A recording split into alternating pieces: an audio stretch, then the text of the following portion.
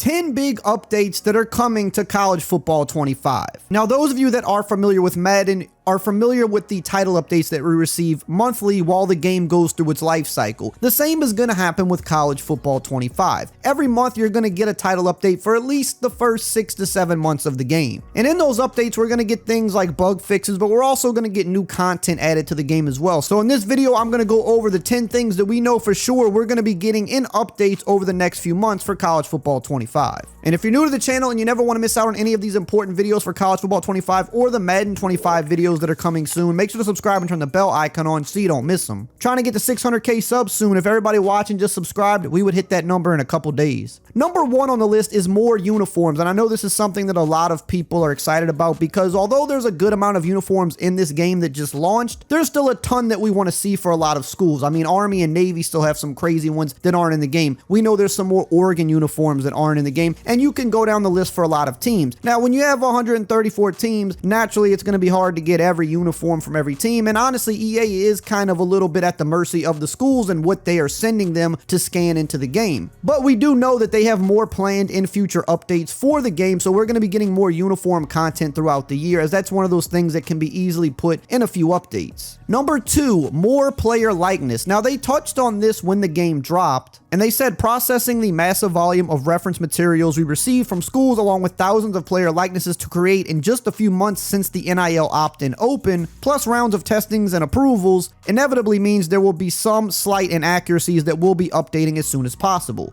So basically, not every player is going to look close to their real life self because they got 11,000 players and they were only able to open up the opt-in a few months before the game came out. So they're going to be updating those throughout the season to make more players look more like themselves, but also putting new players into the game because they had way more opt-ins than they expected. So they're going to be putting more of those players in the game that didn't make it in at launch. Now, obviously, these are going to be lower players on the roster probably because they got all the main ones in the game. But if one of those guys starts taking off and having a great season, they're going to definitely be making sure to get that guy in the game. Number 3, ratings updates. Just like Madden, they're going to be doing ratings/roster updates for this game. Now, they did say that they won't do them every single week like Madden, but they will be done a few times a year. So probably something like every 3 to 4 weeks. And this is going to also be crucial for those breakout players like I was just talking about. If you got a freshman that bursts onto the scene or a first-year starter that's rated low, but he's having a great season, they're going to have to update that guy and make his ratings better in the game. And that could change around what teams you're using or what teams you go into Dynasty with. So it's going to be good to get those ratings updates throughout the year. Now, really quickly before we continue, I do want to mention that we are still sponsored by Underdog Fantasy. If you like sports and you like winning money, then you've got to be on Underdog Fantasy playing their pick'em game. Basically, all you have to do is pick higher or lower on a wide variety of player stats, and if they hit, you can win some big money. But the best part about Underdog Fantasy is they'll give you a free play and some bonus cash to play with at sign up. So if you sign up right now during WNBA season, they'll give you Caitlin Clark to get a single point. Or if it's a baseball night, they'll give you a guy like Shohei Ohtani to get a single plate appearance. A free play that's going to hit no matter what. And with college and NFL season coming up very soon, there's going to be a ton of crazy specials going on for that as well. And if you use my code RAY at sign up, RAY, they'll give you up to $250 in bonus cash to play with, and you can't beat that. Number 4, updated logos. They did say that there were some incorrect logos in the game. I'm not sure why or how this happened. Maybe these teams changed their logos for this season, so they already had everything processed into the game, but maybe these teams changed their logos last minute. I'm not 100% sure, but I know there's some that's wrong. They mentioned teams like Stanford, UMass, Western Michigan, Jacksonville State, FIU, New Mexico, and even some conference logos like the SEC, Conference USA, and the Sun Belt. Those will be updated very soon. Number 5, gameplay updates. Once again, I'm going to reference Madden here. If you're familiar with Madden, you know the gameplay updates that happen every single year with that game. Usually 3 to 4 title updates are pretty heavily gameplay focused. Now, some of this is to fix bugs in the game, like there may be a play that doesn't work properly. Or like, for example, I think there's a bug online where your custom audibles don't save if you're the away team, I believe. Little things like that, those will be fixed. But they're also going to do a number of gameplay tunings. Now, this is sometimes good, but can also be bad because when they fix one thing or they tune one thing, sometimes it throws something else out of whack. That's just the nature of coding. You work on one thing and it can indirectly affect a lot of other things that you didn't anticipate. Now, in terms of how this game plays, we know that there's issues with pursuit. We know that defense could be better. I like that it's an offensive game. It feels very college football to me, but let's be honest, the defense could be a little bit better in this game. The zone coverage could play a little bit tighter, and the tackling, I think, could be a little bit better as well. So you're going to likely see some updates and tuning to that stuff throughout the year.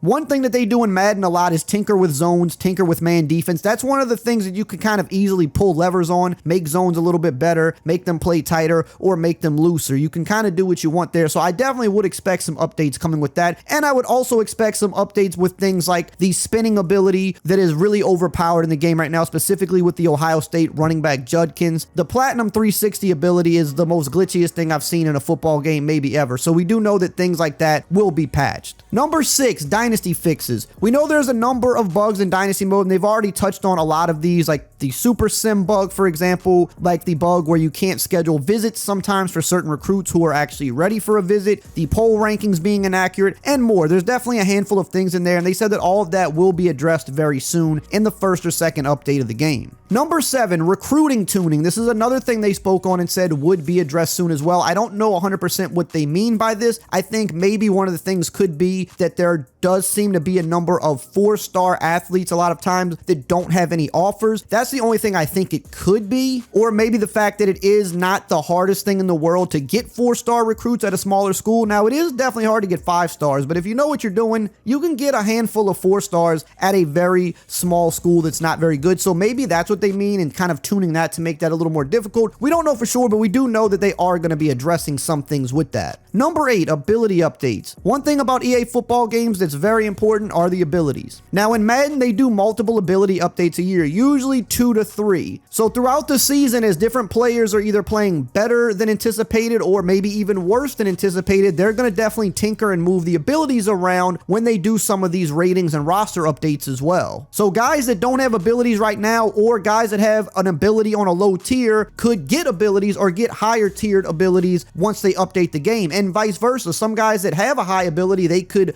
go down or they could lose their ability altogether. These types of updates to abilities and rosters in general can really shake things up as to which teams people are using online or in dynasties, because it can completely change the dynamic of things. Number 9, audio fixes. They mentioned recently that there are a number of audio bugs in the game that they're going to be addressing very soon. Some examples would be like on the Xbox Series S, you can't hear the Florida State War Chant or Tennessee's Rocky Top. It's not audible on the Xbox Series S for some reason, so that's going to be fixed. They also reference that there's some incorrect commentary at times in Dynasty mode, which is also going to be addressed. Number 10, commentary updates. This is a pretty interesting one because when we got this game, we were excited for the multiple commentary crews, especially Chris Fowler and Kirk Herbstreit, only to find out that Chris Fowler and Kirk Herbstreit were a little underwhelming. If anything, I like the Reese Davis crew a lot better. Fowler just didn't seem to have the same kind of energy in this game that he does in real life, and he even came out and spoke on this right after the game dropped, and he felt the same way. So he said he's actually re-recording a number of lines for the game because he feels like he didn't deliver them with enough energy. So we should be seeing some updates at some point coming for Chris Fowler's commentary. Now, if you want to see all of the coolest things that you can do in College Football 25, make sure to check out this video right here on the screen.